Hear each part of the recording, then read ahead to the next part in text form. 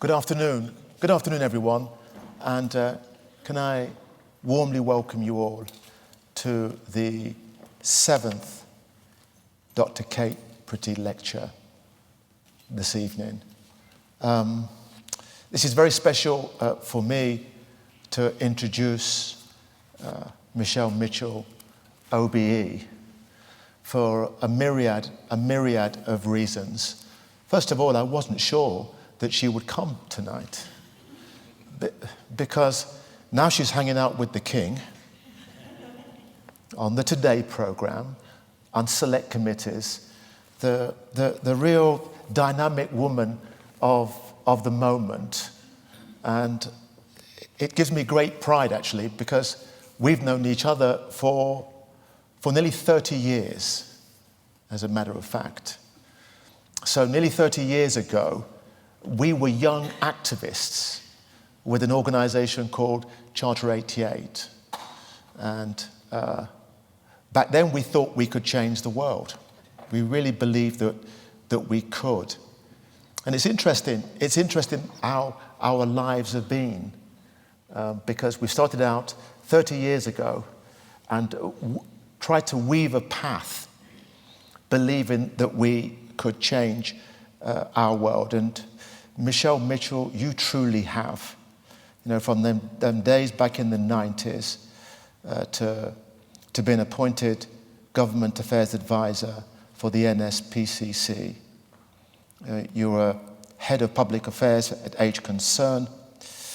And then from 2010, you worked for the Charity Director of Age UK, launched Let's Talk Money, aiming to improve the incomes of the elderly. But Michelle was appointed CEO of Cancer Research UK in 2018, and she's overseen the publication of Longer, Better Lives, a manifesto for cancer research and care, calling on the government to introduce measures that could help prevent 20,000 cancer deaths in the UK by 2040. Michelle is also leading the development of the More Research, Less Cancer, the largest philanthropic campaign by a UK charity. And so watching my friend's journey from those days back in North London to see what she's doing now. And I arrive following in the footsteps of Kate Pretty and Jeff. And, you know, when we think about Kate Pretty, her pictures up on the wall there, that her legacy is indelibly stamped in this college. And I am following in her footsteps, and Jeff's trying to keep that momentum going, keep the beacon shining. So I'd been here for a year or so, and I wanted to honour a special woman. The first woman who I would put forward for a honorary fellowship. Do you know who that was? Michelle Mitchell. I wanted to do two things. One, to honour her for her life's work, and to say thank you. Thank you for what you've done and what you're doing. And secondly, to keep her close to Homerton. Because I know as part of our team, that you will be a wonderful ambassador to close inequities, to inspire other women, to save people's lives. That's what you do. So please can we give a warm round of applause and a warm welcome to Michelle Mitchell, OBE.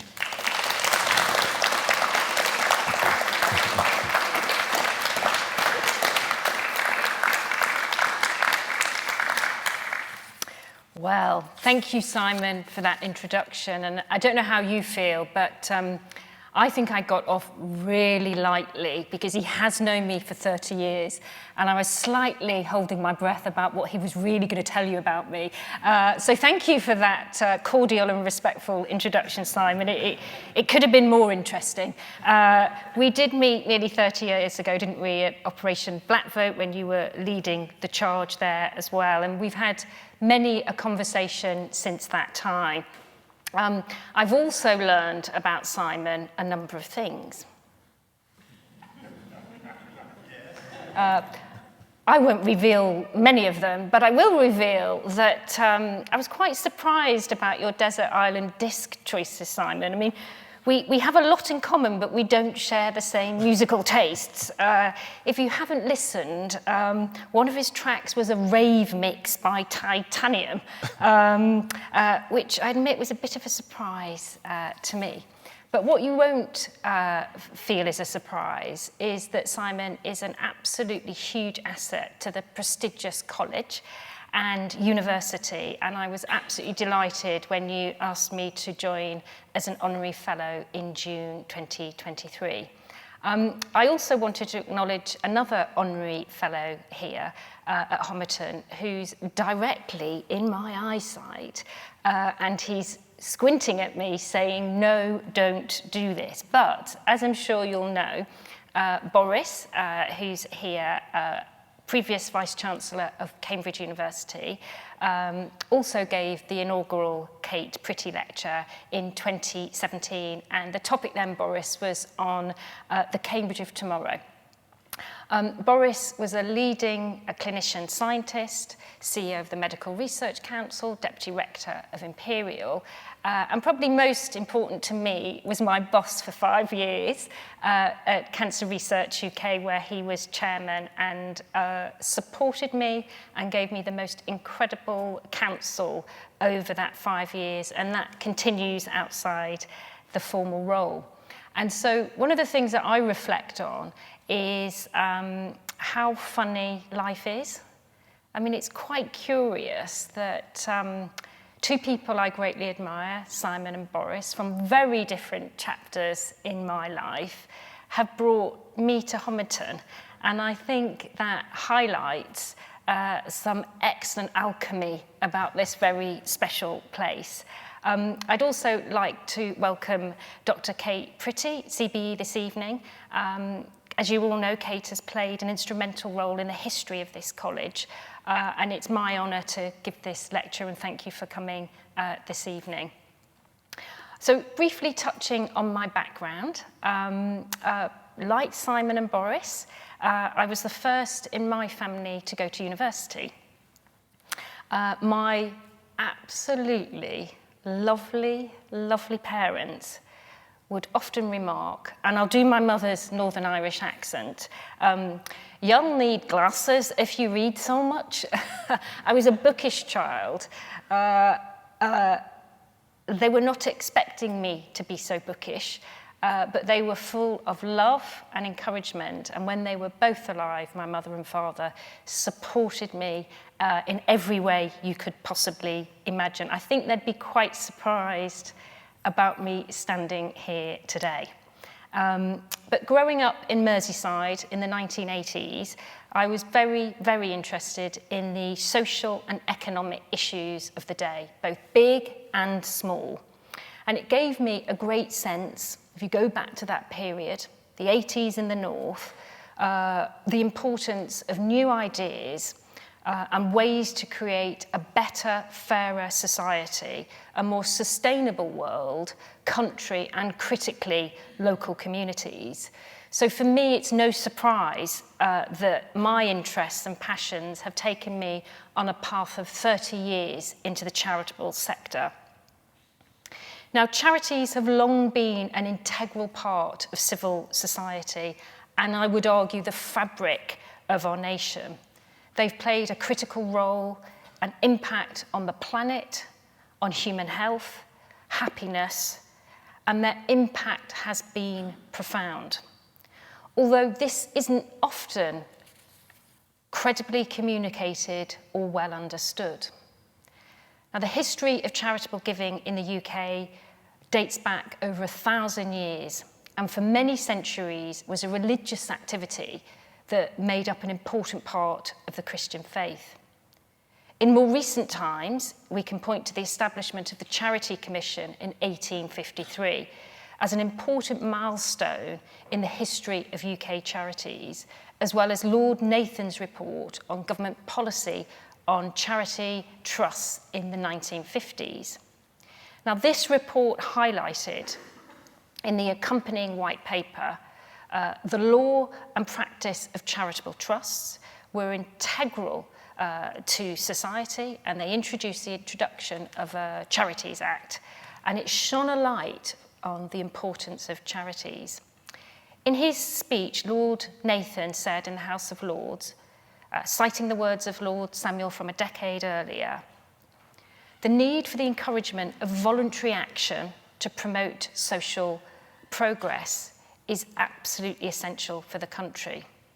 He went on further in his description of charity, stating at the start of his inquiry that democracy could hardly function effectively without voluntary action. While the tradition of philanthropy and giving is steeped in the history of the UK, the state of charities today is vastly different to even a decade ago.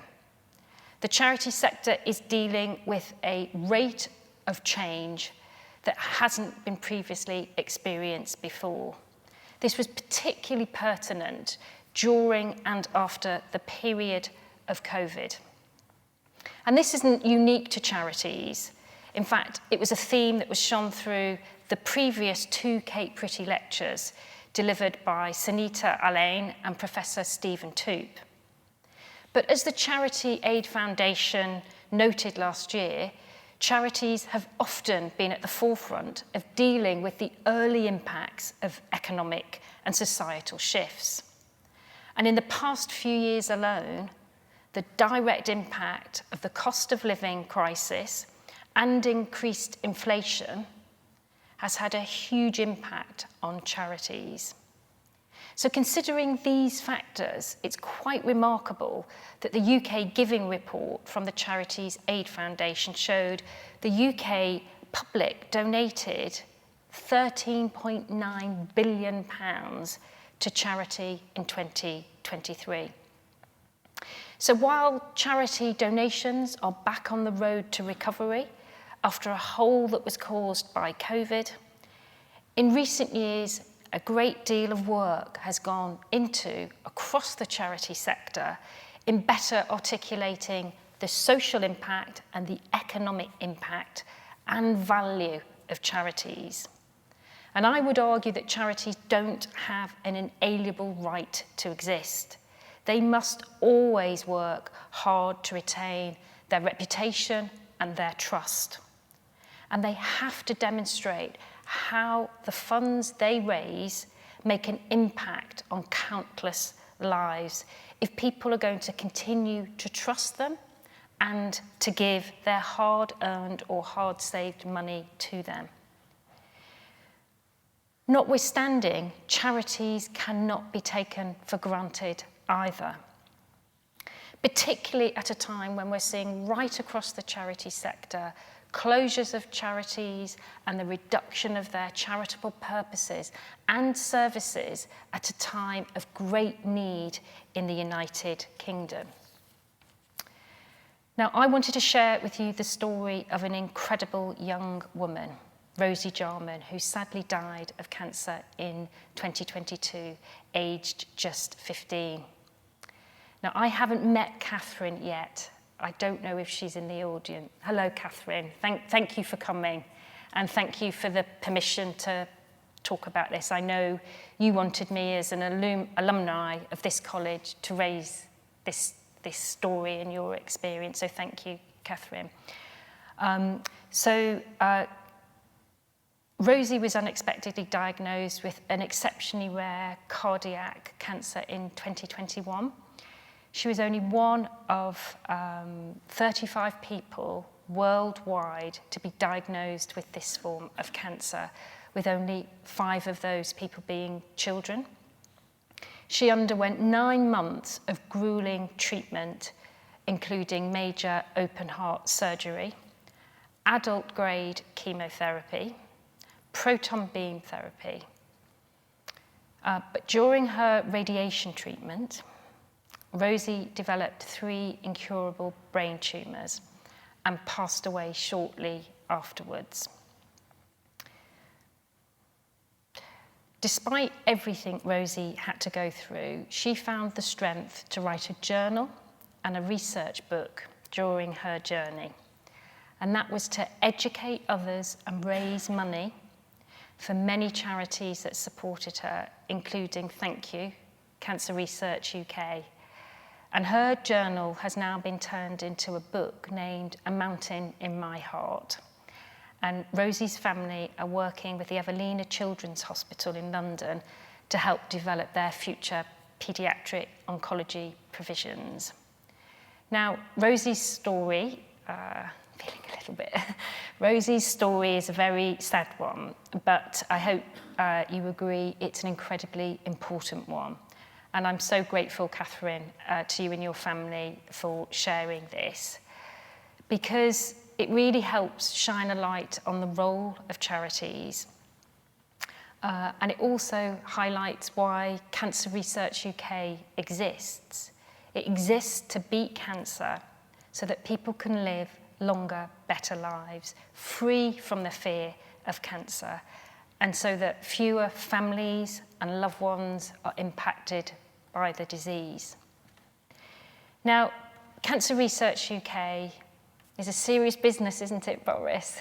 It's a serious business, and we have a very proud history of, I would argue, unique, genuinely unique impact in the world.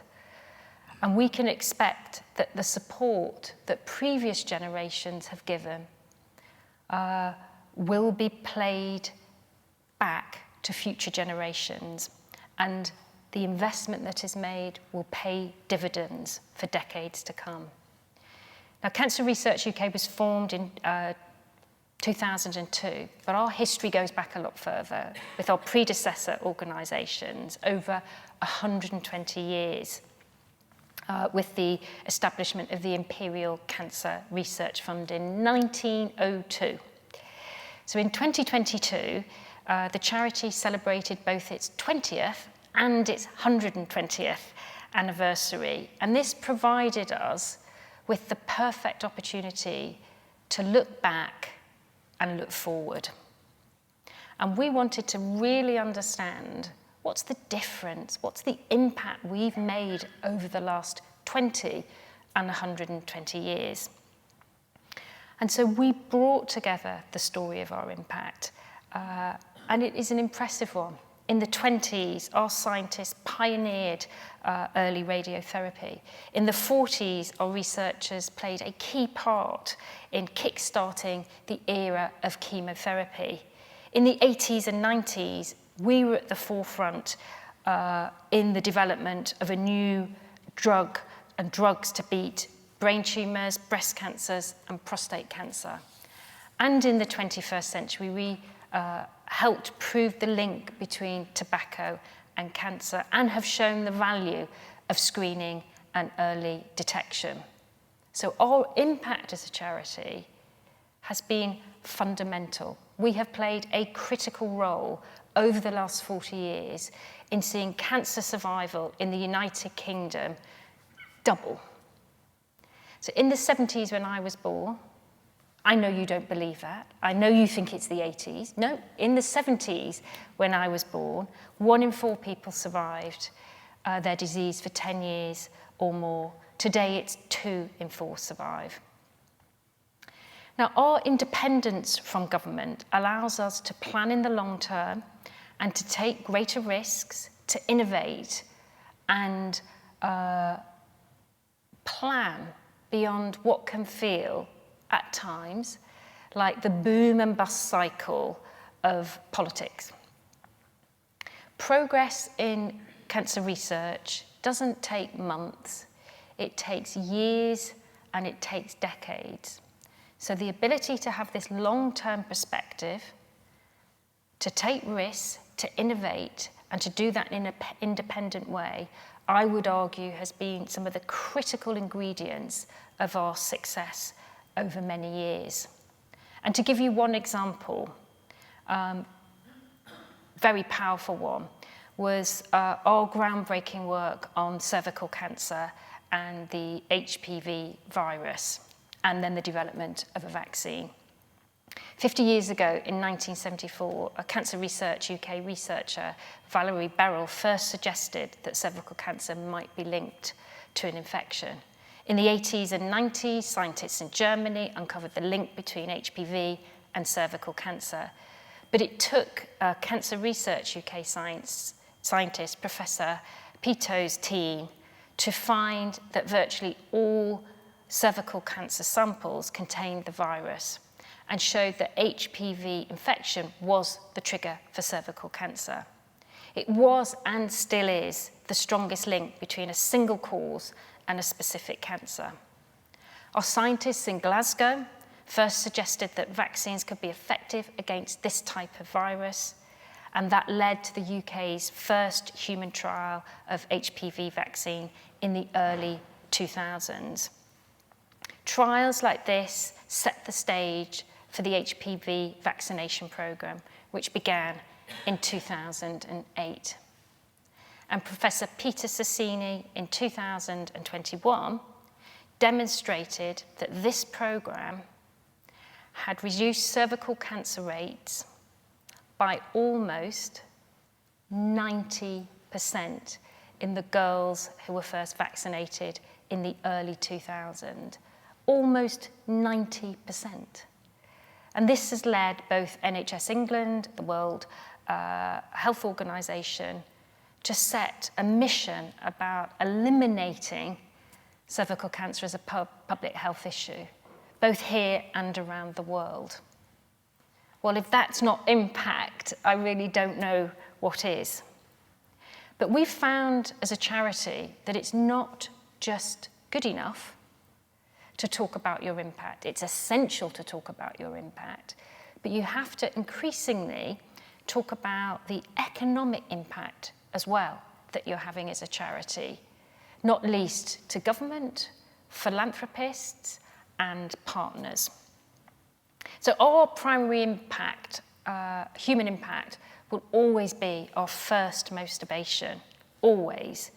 But we have demonstrated the economic impact, and that is important too.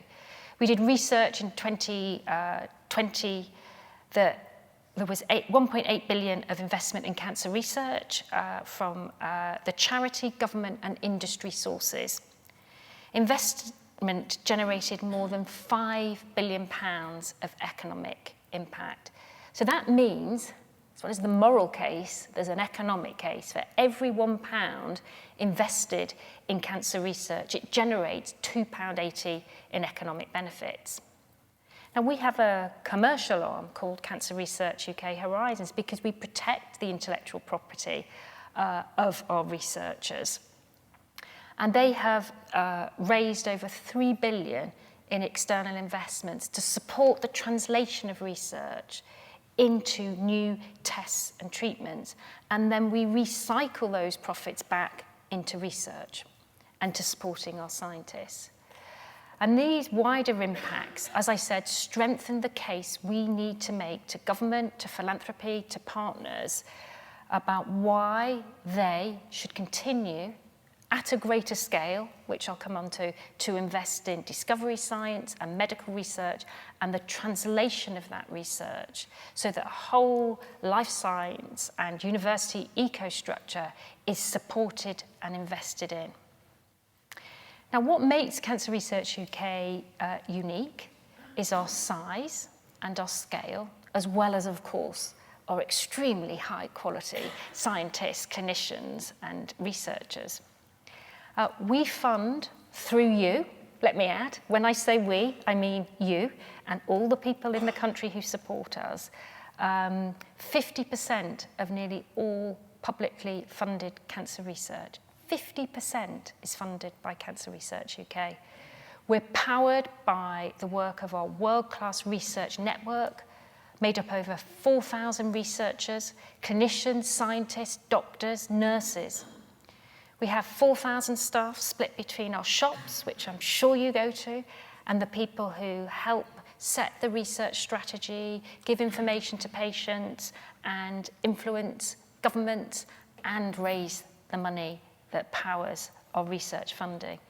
We have domestic and international partners, but we're powered by millions of people that support our work up and down the country. And often those people, and Boris was always mentioning this because it's such an important point, those million-plus people who give us £10 a month are often in the most deprived areas in the country, with the highest incidences of cancer, and they die more quickly of cancer. So these are people who are on modest incomes, on the basic state pension, who trust us with their money to make the world a better place. And we hold that trust in very, very high regard. And our independence from government, I think, is critical, as I've said, both in terms of our ability to plan in the long term, but to also focus on impact. Now, Cambridge has long been associated with major landmarks in the advancement of life sciences. Charles Darwin, studying theology in Cambridge before joining the voyage of the Beagle and proposing the theory of evolution by natural selection over 150 years ago. James Watson and Francis Crick's discovery of the double helix structure of DNA in 1953. Frederick Sanger became the first person ever to win 2 Nobel Prizes for chemistry. This city and university is well known for its world-class quality and concentration of research across a range of scientific disciplines, including cancer. The Cancer Research UK Cambridge Institute is one of our 4 funded institutes, the Francis Crick in London, Manchester, and the Scotland Institute. It opened in 2017, and it was the Cambridge Institute and Cambridge Centre were established to bring together the academic clinical research in this area. And in 2013, the Institute became a department of the University of Cambridge School of Clinical Medicine, strengthening links with the researchers across the university. We also provide funding to the Cambridge Experimental Cancer Medicine Centre, a unique partnership with Cancer Research UK, the University of Cambridge, and Cambridge University Hospitals. So this hopefully gives you a sense of the scale of the partnership that we have with Cambridge. We're incredibly proud of the team here in Cambridge and what the region is doing in cancer research and improving cancer outcomes. Now, take Rebecca Fitzgerald, Professor Rebecca Fitzgerald, who's in the audience, Professor of Cancer Prevention at the University of Cambridge, has developed a sponge on a string to help diagnose Barrett's esophagus, a condition that can lead to esophageal cancer. I asked Rebecca when I saw her, did she have the sponge in a bag? Because I usually have one and demonstrate it, but unfortunately we are sans sponge tonight. But incredible work there. Or Professor Serena Nikhal Zainal, who is part of the global team of researchers funded through the Cancer Grand Challenge, another Cancer Research UK initiative that has made great progress in understanding of ductal carcinoma in situ, a condition that sometimes develops into breast cancer. Another Grand Challenge team, the IMATS, is led by Professor Greg Hannon, who's the director of our Cambridge Institute. Their research into the mapping of tumours at the molecular and cellular level has seen the creation of the world's first virtual reality map of cancer, which has been released into the wider academic and cancer research community. And of course, Professor Richard Gilbertson, who is also in the audience, leads the Gilbertson Group, which has revolutionised, amongst other things, how we think about metastasis. So these are just a few examples of the investment into Cambridge, the great leaders who are pursuing this work, and at the heart is developing and enhancing our understanding of cancer and how we prevent, diagnose and treat it, so we improve cancer outcomes for patients. Now, like most relationships, most organisations, your past history is not an indicator of your future success. So when I joined Cancer Research UK over 5 years ago now, half a decade, it doesn't feel like that, the charity has had to show great resilience and adaptability. And I believe we're operating in what feels like really quite a different environment than only 5 years ago. This isn't unique to us. It's not unique to other charities. It's not unique to universities. But many charities are facing similar challenges and lessons which are important to their future success, and we face into many opportunities that we must seize. So I've covered some of the financial issues and challenges, but there are other factors, as I said, that charities must address. So the need to transform how we engage with our beneficiaries, the people who we are there to serve. And that means serve everybody in all communities. For us, that means making sure everybody benefits, including those in the most deprived communities, those people who have the least resources, reap the benefits of our research. And all charities have to ask themselves a moral question about who is benefiting from the work that you do, which is publicly funded by them. It also means expectations are changing from both beneficiaries and supporters. People want personalised experiences. They want you as an organisation to know what interests they have in cancer, which types, where their money is going, and curate an experience for them based on their preferences.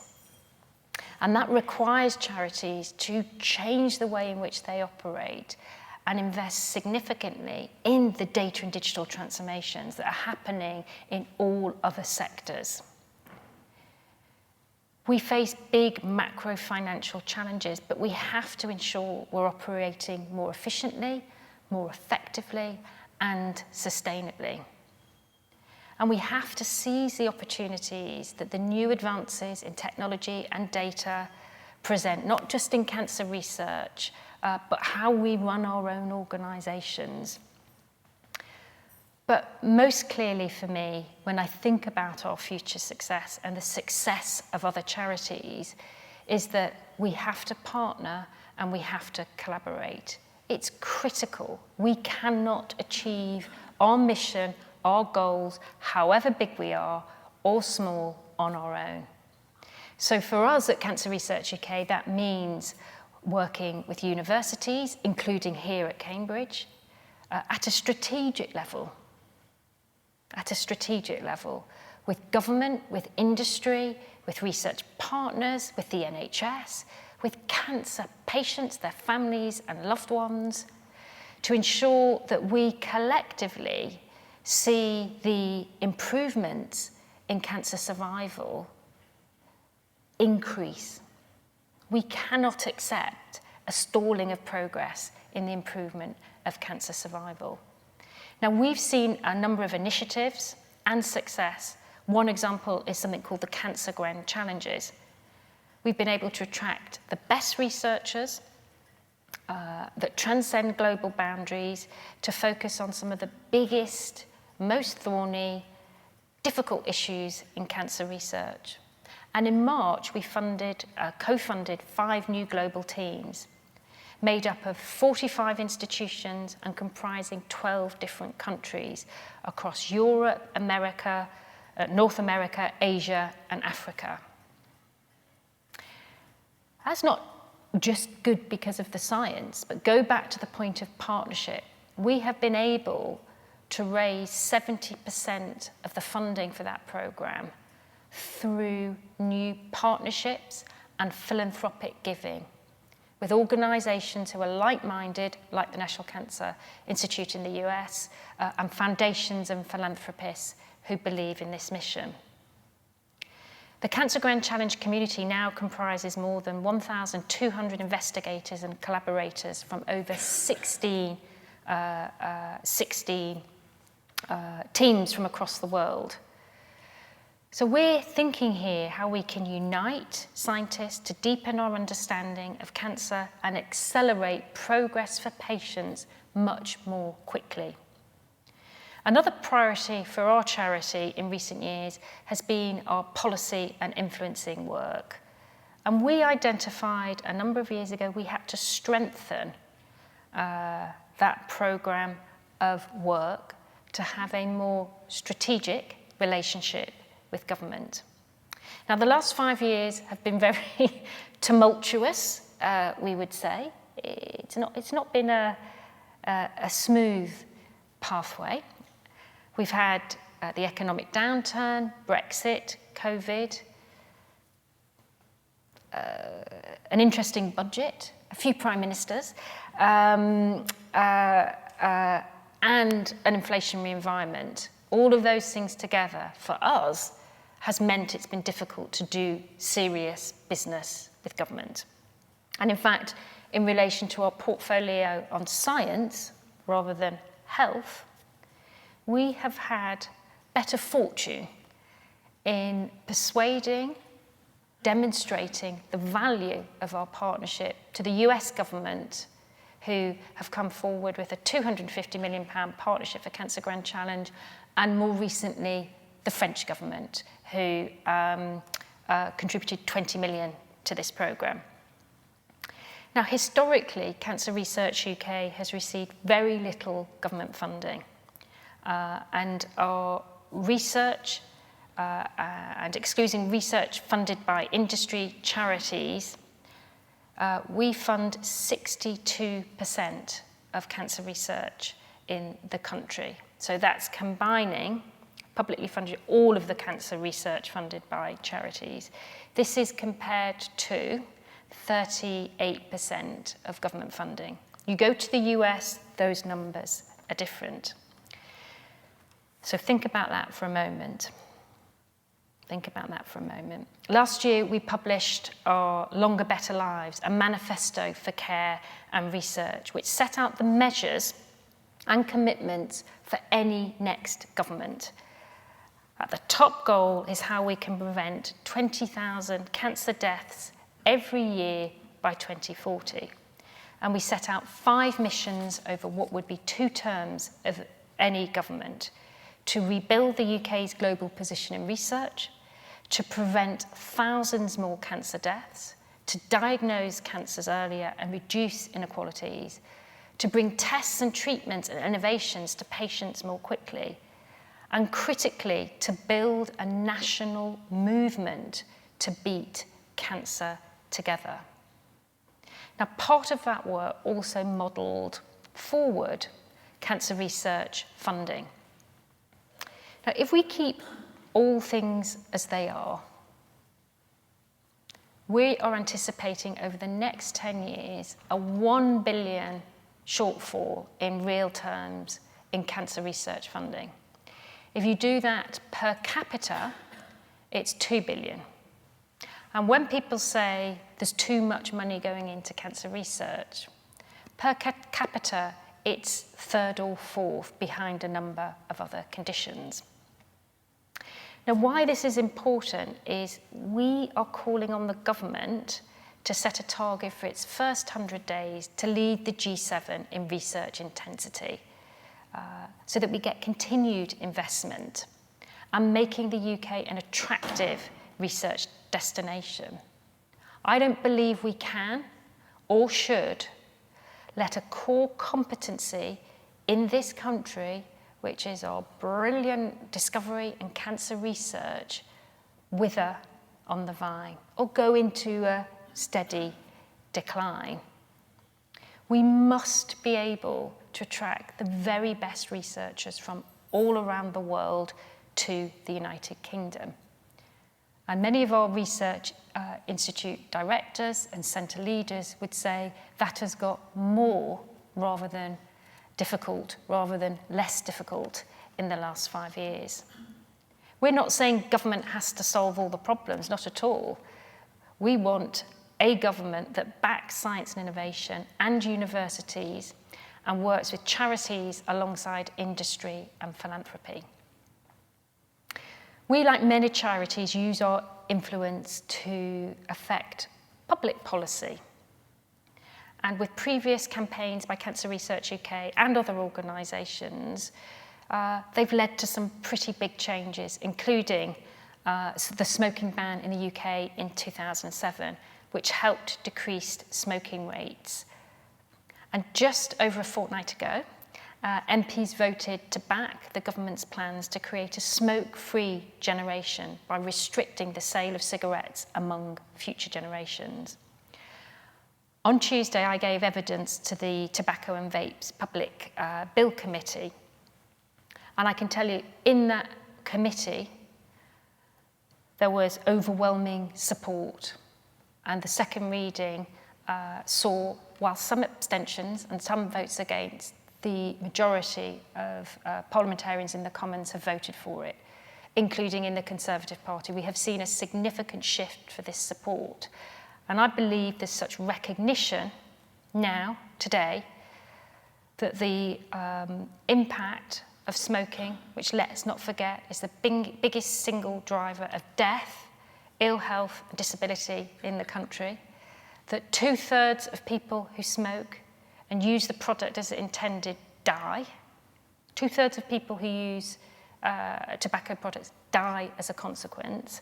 And the cost to the economy is 17 billion, never mind the lives that are lost far too early because people are marketed to and become addicted to tobacco products at a very young age. I think the country is turning and our charity has been at the forefront of demanding more government intervention because we know when intervention happens, there are lives saved as a consequence. Now, one of the things I and a number of you, depending on which side of the table we're sitting here, find one of the most difficult things we have to do as a charity, despite our size, despite our success, despite our impact, despite the generous support we get, is every year we turn down forefront outstanding science from the best scientists and researchers in this country coming forward with ideas that we know are the very highest quality, and they could be the people who enable us to make a next breakthrough in how we think about cancer, how we prevent, how we diagnose and treat it. So we have to raise more money to support cancer research. That's an imperative for us. So we have to find new ways of engaging more supporters. And it's also why we've recently launched our major philanthropy campaign, a 400 million campaign. Small compared to Cambridge, I have to add, but the biggest in the UK public charity sector, because we believe we are such an investable proposition for philanthropists. We want to inspire them to support our work so that we can make transformational change quicker for people and patients.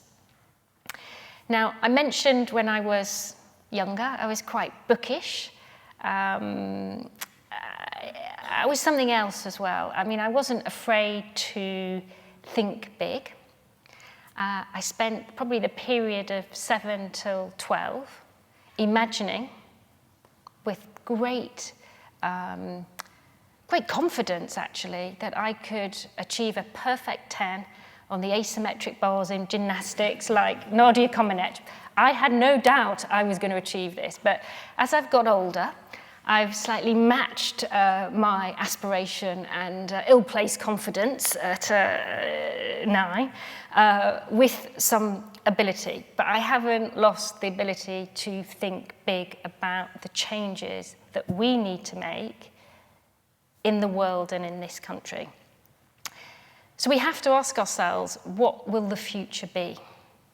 What can we achieve together over the next decade? And for me, the questions are, will it be a time that we accept stagnating cancer outcomes and survival? Will it be a time where we achieve a plan that saves 20,000 more lives a year from cancer each year? Will it be a time when we eliminate certain cancers, diagnose cancers earlier, and personalise kinder, less toxic treatments? We are absolutely at a crossroads. Decisions the government makes, university makes, we make over the next few years will affect the decades to come. They will affect our collective opportunity to lead better, longer lives and the time that we have with our loved ones, and build a stronger economy and a more efficient and effective NHS. So I think we need to be bold when we look to the future. I'm optimistic about what can be achieved given the opportunities that present us and our confidence in meeting challenges head on. Charities have always played a role in really painting a picture about a better future, creating hope as well as progress. But charities cannot do it alone. Charities cannot be taken for granted. And those people who support and volunteer and campaign for charities cannot be taken for granted. So as we wrote in our manifesto, central to achieving our ambitions is building a coalition of individuals and organisations and government that are willing to make change happen. Because beating cancer will take all of us together to beat cancer for everyone. So looking beyond cancer, there are many other great issues of the day that we'll continue to face in the years to come.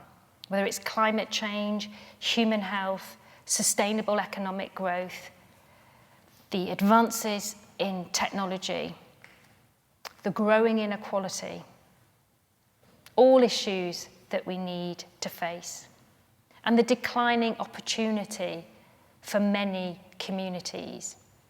I often reflect, would I have the same opportunities today as I had as the first in my family to go to university? And I'm not sure what the answer to that question is. So an issue we face, whatever they are, whatever you're passionate about, will require talent, it will require leadership to ensure that the UK is competing and succeeding for all of its citizens amongst the very best in the world.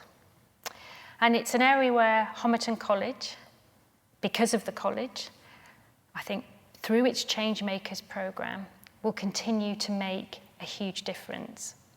Because we all have a responsibility to nurture talent from every single walk of life and background, and to help people understand they have a huge contribution to make here at Homerton and here at the University of Cambridge, where everybody needs to feel this place is for them and they belong. And it has a role inspiring people, all of us, whatever your job, whatever your role, if you're a student or not, is to change the world for better. And I think what Changemakers does so well is acknowledge the diversity of students' backgrounds, their aptitudes, their interests, helping them develop self-awareness and teaching them the tools that can help them make a positive impact in the world.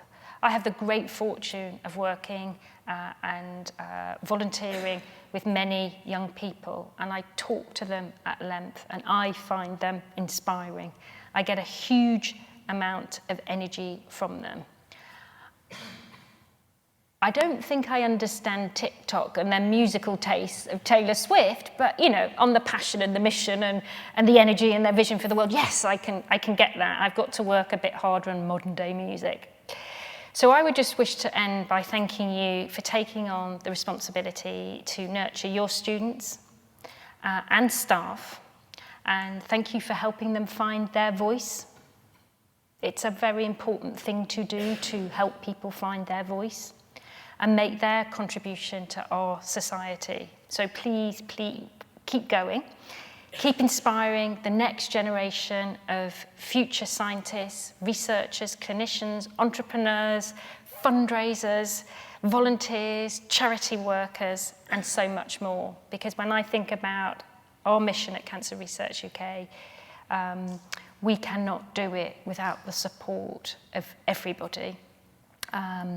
And what we want is not just to beat cancer, but on a personal level to create a much more just, fairer and sustainable world. And the university, this college and our charity have to be at the forefront of that change. Thank you very much.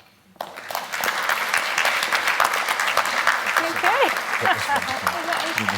Oh, well, I'm a bit shy now.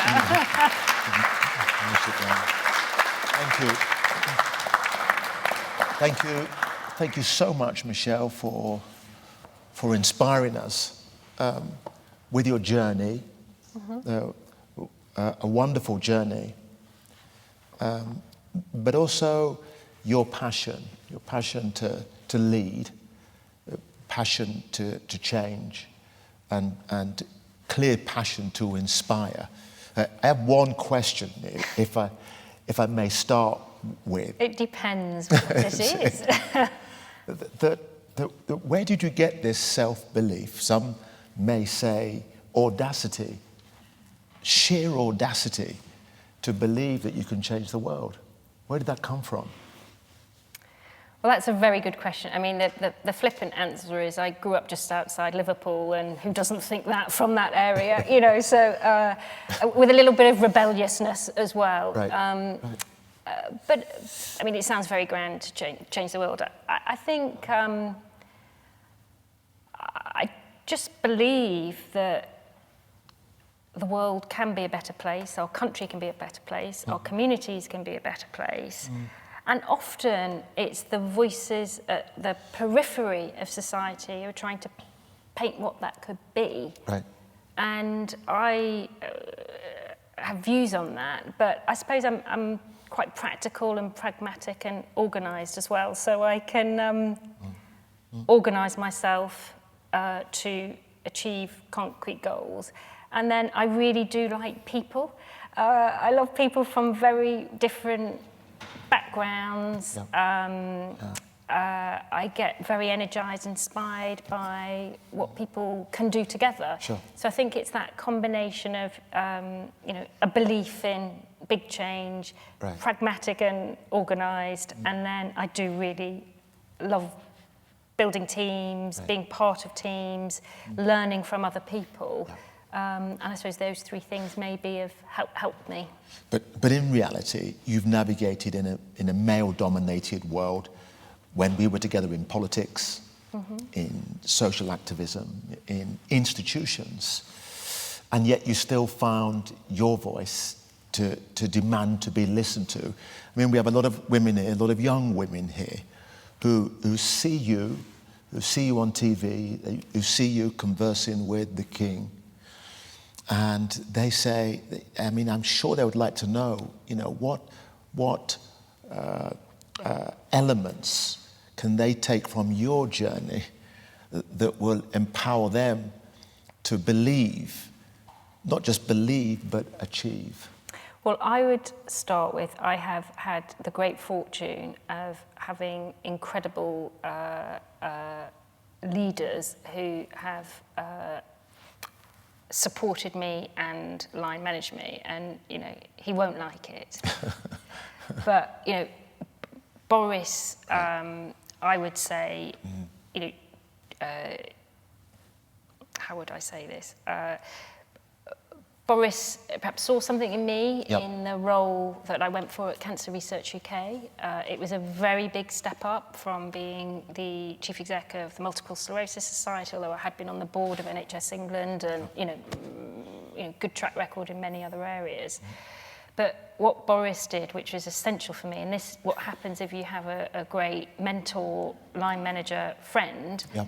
is supported me to grow into that role, which is, of course, massively in the public eye, but didn't try and make decisions for me. Right. He was always there as a source of counsel. I'm sure he would tell me if I was getting things wrong, but that was incredible to be able to have that support at that critical juncture. And I've had that a few times in my life. Right. And that's been very Really important. very important to me. So for people, though, I would say if you follow your passions and your interests, do things that you're good at, work hard. Sure. I go back to this, it's you work hard, the work ethic. build friends and treat people with respect and dignity at all times, and build a common cause and a common team and a solidarity. Yeah. And if you follow those things, you generally progress well, and you're part of a team who is impactful, who's successful, and we all want to be part of things that make us happy and are making a difference. Right. I'm going to put it to the floor. One more question.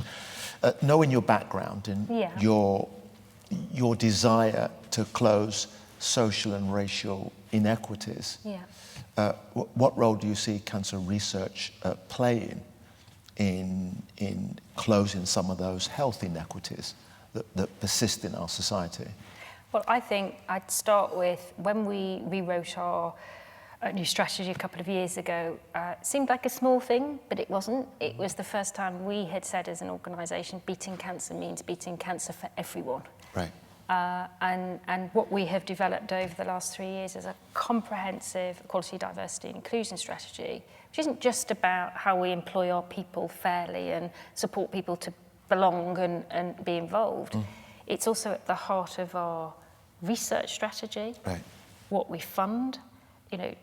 Two examples, we've just funded a major programme through the Cancer Grand Challenge called Zambia, which is looking at racial disparities in cancer. We have Sigourney here, who has been an incredible leader in setting up Black in Cancer, a movement that has gone around the world, a very important social movement. And when we looked at our funding, we identified that we had a drop-off in our funding, and it was unexplainable around the PhD programme Black students. We've introduced a Black PhD student programme, of which others have followed around the world. We have looked at our cancer inequalities. Of course, the single biggest driver of inequality is smoking. Lung cancer. So we've focused on economic deprivation there. We've changed our brand. It's more representative, and we're reaching into the most deprived communities through our information. So one of the things I would say is, as well as making our organisation more representative of the communities we're here to serve, when you talk about these issues, it has to be at the heart of your mission and your impact, not who you employ. It has to be much more meaningful than that. Culture, a cultural drive. Wonderful. Well, I'm sure many in the audience are already starting to put up their hands. If you could introduce yourself, please, and maybe stand up. Thank you. Hello, my name's Louise Browning, and this is more of a comment, less of a question, really. It's about, I work for a charity. I work for our local children's end-of-life care charity. And my job is to go out and get the funding where the state should fund. Surprisingly, we only get about 16% from the state for children's palliative and end-of-life care. So it's a constant battle, and people are always surprised about that. What applies to us applies to you in terms of the government state responsibility to look for cures for cancer. And just yesterday, I saw a fantastic quote that will live with me for the rest of my career, really, and I can't think of a better way to describe it. It was a parliamentarian in a parliamentary report published in February. I can't remember their name. What they said was, as a society, I am constantly surprised that as a society, we have to sell second-hand cardigans to fund care for people when they are at their sickest or the end of life. If we had to sell second-hand cardigans to fund cardiac surgery, there would be an uproar. And that quote to me hit right to the very heart of what we face as a charity, and I'm sure what you face as a charity, in terms of where the state should step in and help you find a cure for cancer. Thank you for listening. Thank you. For your speech. Thank you. Do you want to comment on that? No, I think. Okay. Well said. More questions, please. Thank you. One over here. Yeah. What, is it my turn now? It is yours. Can you stand up and... Yeah.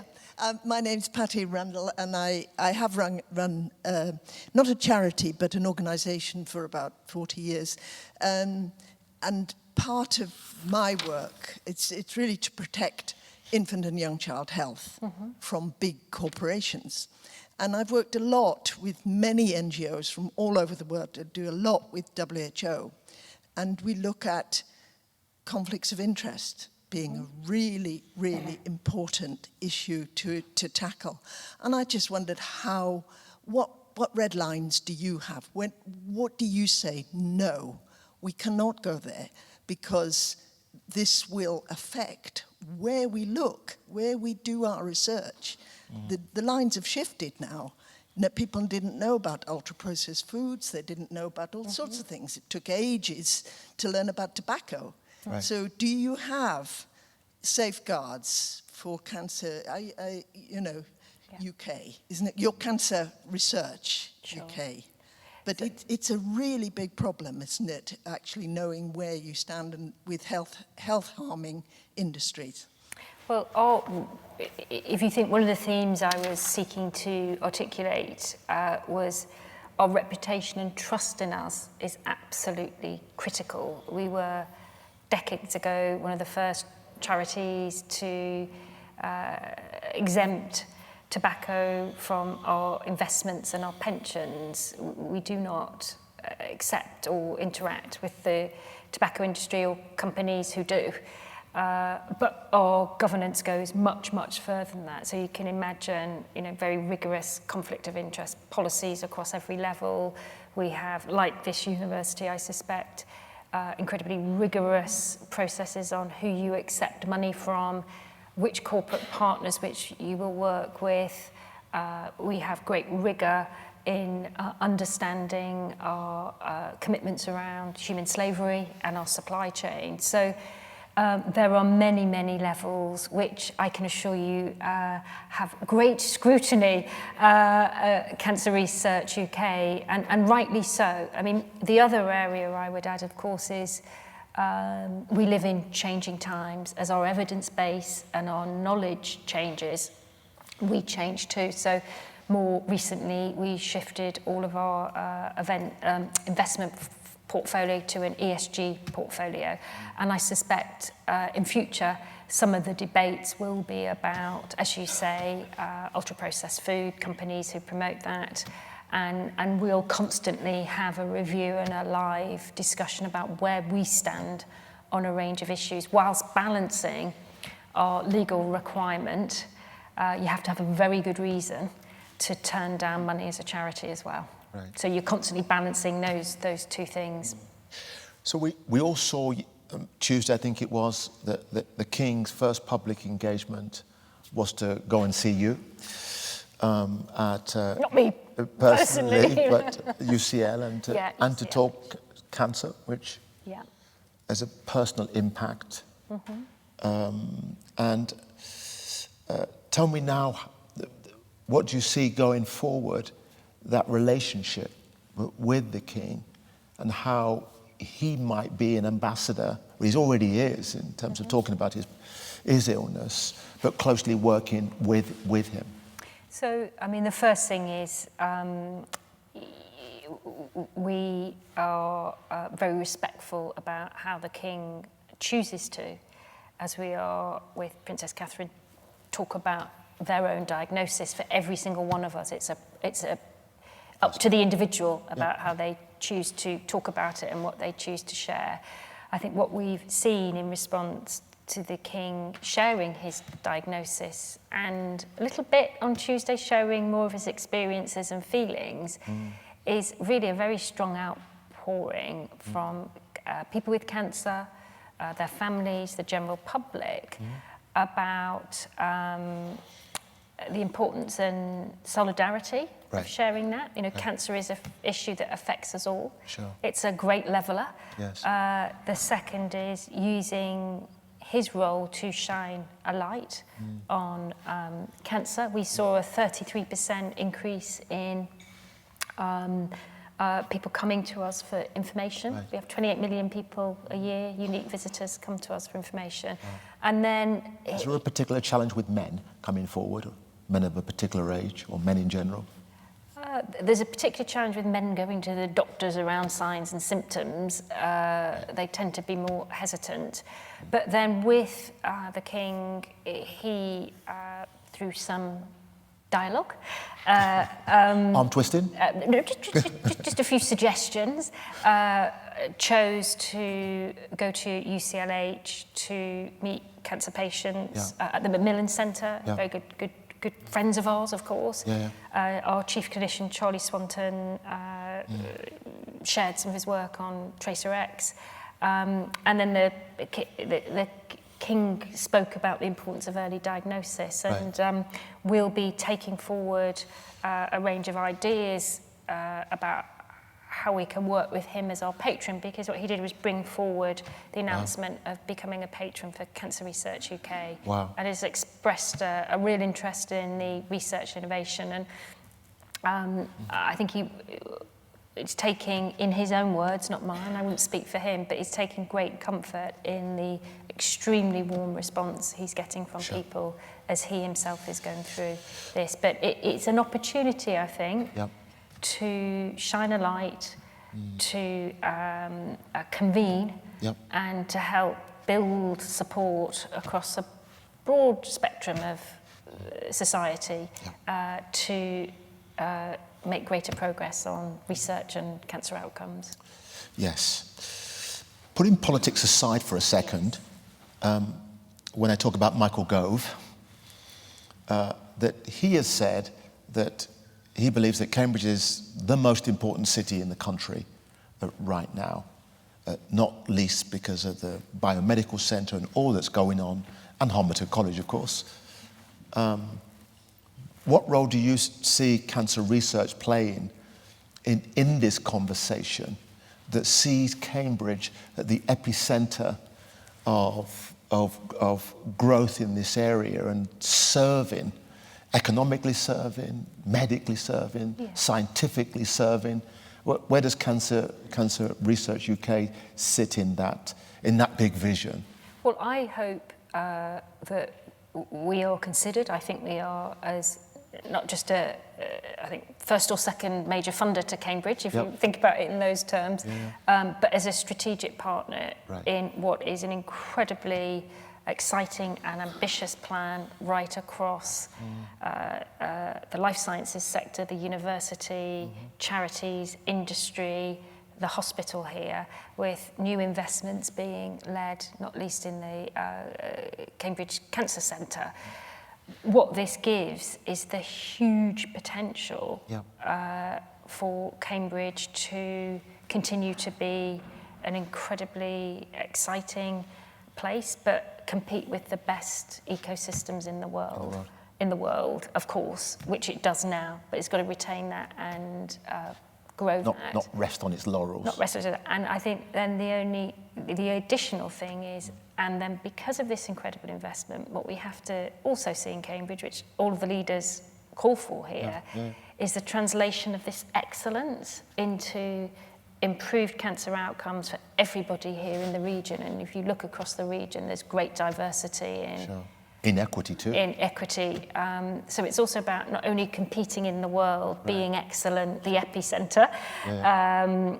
It's also about making sure that that long-term strategy in place built on partnerships, as I talked about with all of those areas. But universities are facing many of the same challenges that charities are. Thank you. Got some more questions over here, sir, and one over here. Yes, I've got you all.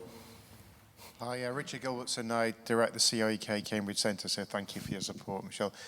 So we hear a lot about AI and its value in science, and we use a lot of it here. But on election day, we also hear the threat about AI undermine democracy and the democratic process.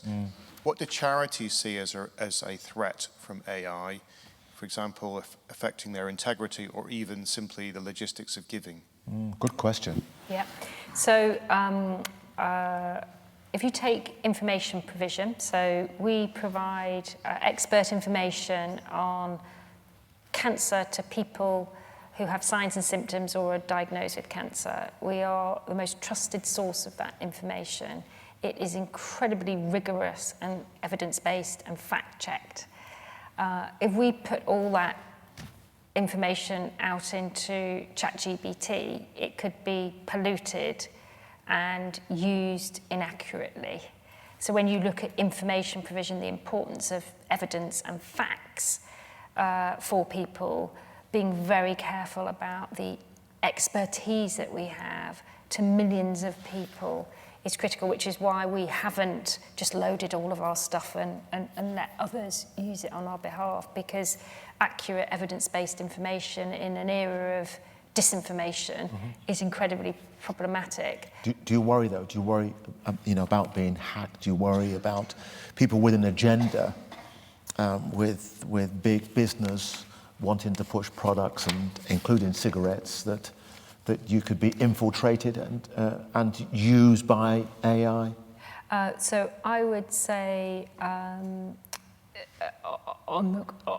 do we worry about attacks? Always. Cybersecurity in any chief executive's list of risks is right up there. We have to spend and invest significant amounts of money ensuring we're protected. But charities are the subject of attempted cyber attacks all of the time. You can't think because you've got CRUK you're fine, so you have to build a system. If you'd say what's one of the things in terms of attacks, which would be on my little list at the moment, is what we've seen across the world over decades is the tobacco industry have a very particular playbook. They often don't play fair, and they have some interesting tactics that they use. You surprised me. We are leading and spearheading, rightly, as we have done for decades, now a bill going through Parliament with cross-party support, which will create a smoke-free generation and restrict the use of vapes being illegally sold, promoted to children, and inappropriately used. We do that, and we're successful in this country in doing that.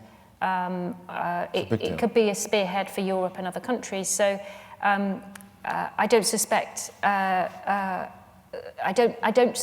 won't be any response to this. No, I'm sure.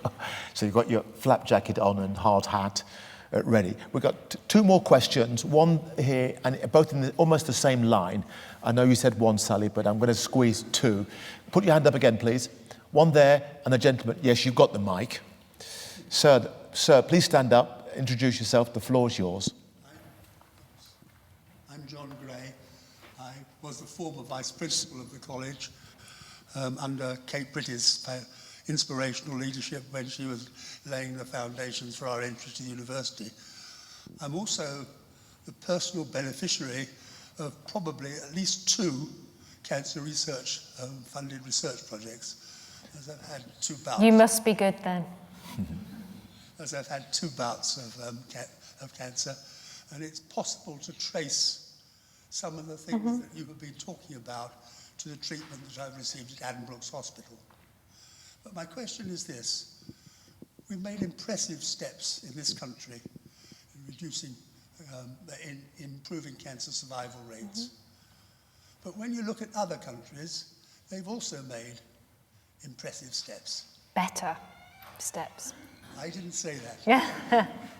What are some of the things that you would wish that we were doing in this country that others are doing possibly slightly differently or slightly better? That's a great question, and I'll cite the International Cancer Benchmarking Study. Cancer Research UK part funds this, looking at comparable countries with similar cancer registries and data sets. And the fact is, in terms of cancer outcomes, we're world lagging rather than world leading against comparative countries.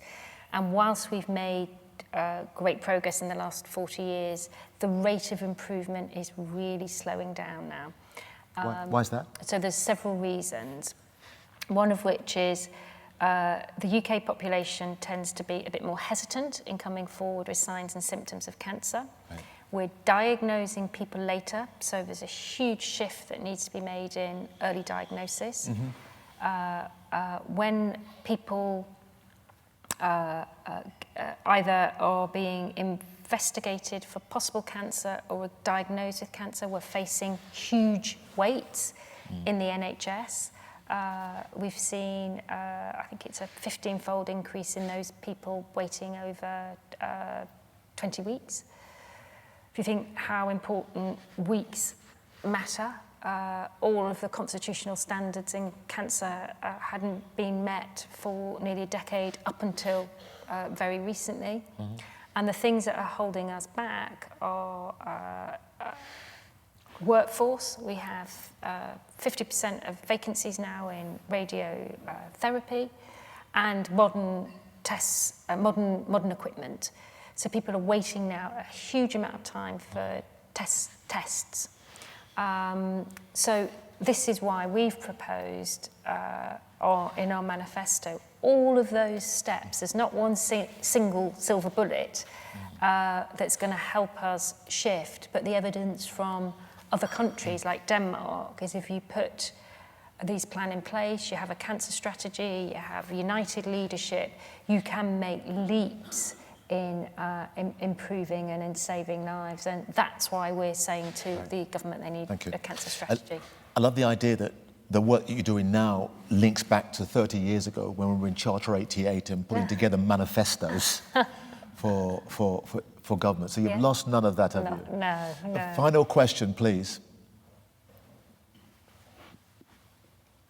Hello, I'm Kate, and at the end of this month I'm going to start a new job, and it will be my first job in the charity sector, in a digital communications role. So I hope this isn't too much of a selfish question, but I wanted to ask you kind of what's like, based on your experience working with other sort of communications professionals, what makes a good communications approach for any charity, thinking about, the use of like powerful but responsible storytelling and personal testimony, emails and like all the rest of it? Like what do you think is something that's really key to think about? Yeah, so I think firstly understand your mission, understand your objective, what are you trying to achieve, understand your audience and how they like to be communicated with and what action that you want from them. Make sure that you have great integrity, honesty and accuracy in your storytelling, and it should be your heroes and heroines aren't the chief executives. They're the people who are the beneficiaries. If it's a Cancer Research UK, it's the scientists, the clinicians, and create this sense of movement. But in terms of powerful storytelling, it's often about the impact and the personal experience and the honesty of the voice that you bring to bear to tell a story that promotes action. Wonderful. You just got a masterclass on performance there. It's so impressive. And all I can end in saying thank you Thank you for giving this inspiring lecture. Thank you for being part of Homerton College. I'm pretty sure in the next, when we have drinks, some of our fellows and some of our senior staff will be wanting to talk to you about research and about us being the best we can be in this area, collaborating with you, collaborating with cancer research. Can we give a warm round of applause and say thank you? Thank you, Simon.